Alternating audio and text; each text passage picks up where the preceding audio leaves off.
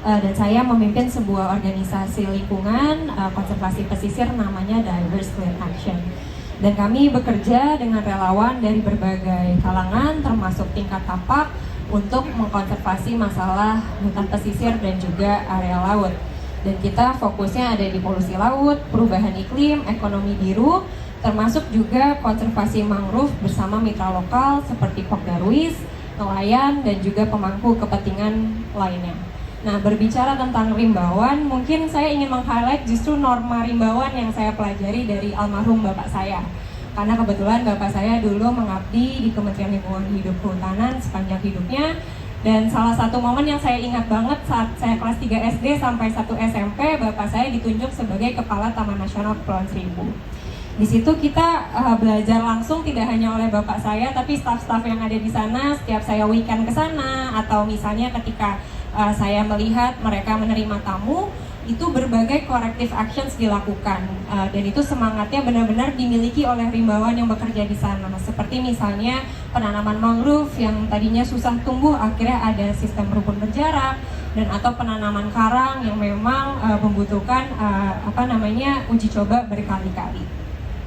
Nah, hal seperti itu juga mungkin ngomongin tentang corrective actions, ternyata yang saya nggak sadar, bapak saya cerita semangat-semangat Mars rimbawan gitu ya, dan juga semangat-semangat norma rimbawan juga ditularkan sama bapak saya melalui kegiatan lari pagi rutin waktu itu sama Polhut, Satpam, dan lain-lain. Dan saya bertanya waktu itu, kenapa sih Pak, orang kayaknya banyak yang nggak suka disuruh lari pagi di luar jam kerja gitu ya. Ternyata menurut ayah saya waktu itu cerita bahwa semangat untuk memperbaiki lingkungan itu harus ditularkan sama semua yang tidak hanya bekerja di lapangan, tapi juga yang ada di balik layar dan atau yang ada di satu kesatuan warga Indonesia. Dan dari situ saya merasa sistem ini bisa ditiru untuk berbagai pihak, termasuk di kegiatan kami di DCA. Kami belajar untuk mencoba piloting masalah EPR atau Extended Producer Responsibility, di mana saat ini semua dunia mungkin lagi uji coba terus. Dan saat ini kita bermitra tidak hanya dengan perusahaan-perusahaan besar gitu ya, FMCG, tapi juga dengan kawan-kawan pengusaha di tingkat lokal tapak seperti Warung Kaki Lima dan lain-lain, bahwa mereka semua bisa menjaga lingkungan dari tempatnya masing-masing. Nah, di sini sendiri sebenarnya sudah berjalan dari tahun 2015, kurang lebih sudah hampir 10 tahun. Dan saat ini kita telah bermitra bersama dengan berbagai mitra termasuk KLHK, sudah mengelola dana hibah hingga jutaan euro saat ini untuk program-program seperti citizen science, community development, kolaborasi dengan perusahaan, dan juga workshop untuk anak-anak muda dan masyarakat pesisir di wilayah Indonesia dan Asia Tenggara. Dan di sini kita menemukan berbagai best practice buat modul bareng sama pemerintah daerah, dan KLHK di sini hadir dalam mengendorse upaya-upaya baik yang ada di daerah ini.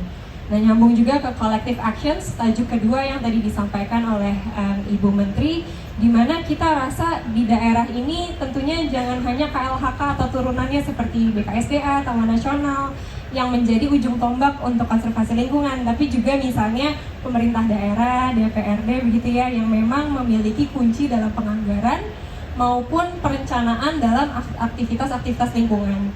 Nah, contohnya di DKI Jakarta, kami bersama dengan Pemprov DKI dan juga KLHK mendukung sebuah pembentukan forum namanya Kolaborasi Sosial Berskala Besar di bidang lingkungan hidup, di mana kita kumpul perusahaan-perusahaan besar, LSM, dan juga pemerintah, di mana kita tiap 3 bulan sekali, Bu, Pak, kita duduk bareng, saling mengisi sebenarnya apa sih yang kurang dan tidak dilakukan atau tidak ada anggarannya di APBD maupun APBN. Di situ peranan LSM seperti kami bisa saling mengisi untuk bisa saling mengisi kekurangannya.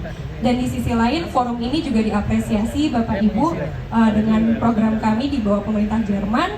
Sekarang forum ini menjadi percontohan atau dipelajari di negara Filipina dan juga Sri Lanka. Dan terkait hal, terima kasih.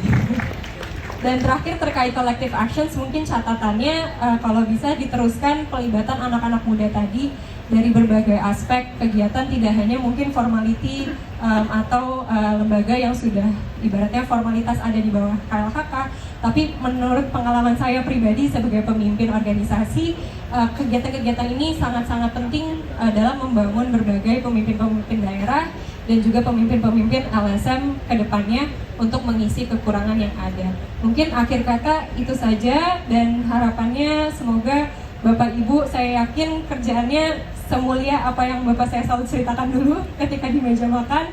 Pasti kendalanya banyak, tantangannya banyak. Semangat terus, asal kerjasama sama anak muda dan LSM, pasti kerjaan Bapak Ibu semakin mudah dan semakin baik lagi. Terima kasih. Terima kasih banyak Tenia, terima kasih. Jadi Bapak Ibu, saya tuh dulu berteman dengan ayahnya Tenia. Ketika ayahnya Tenia ini